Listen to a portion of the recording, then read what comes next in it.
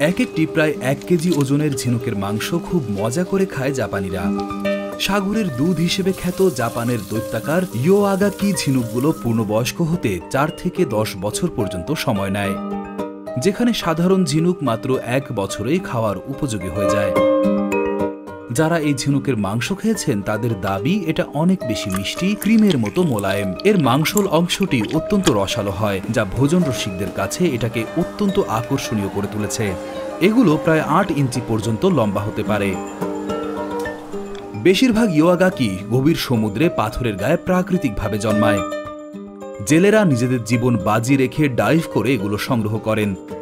কৃত্রিমভাবে চাষ করা হলেও এদের বেড়ে উঠতে অনেক বছর সময় লাগে, যা এটিকে আরও দুর্লভ ও মূল্যবান করে তুলেছে। এই বিশেষ ঝিনুকটি মূলত জাপানের পশ্চিম উপকূলে অর্থাৎ জাপান সাগরের তীরে পাওয়া যায়। এর আকার, স্বাদ এবং দুর্লভতার কারণে ইয়োআগাকি ঝিনুকের দাম বেশ চড়া। জাপানের বাজারে একটি মাঝারি আকারের কাঁচা ইয়োআগাকি ঝিনুকের দাম প্রায় 1000 টাকারও বেশি। আকার যত বড় হয় দামও তত বাড়তে থাকে।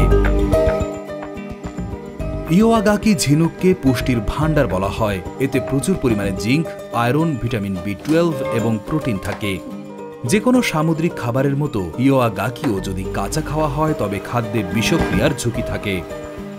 জাপানের ইয়োআগাকি ঝিনুকের বিশাল আকার, অসাধারণ স্বাদ এবং পুষ্টিগুণ এটিকে বিশেষ এক সামুদ্রিক সম্পদে পরিণত করেছে।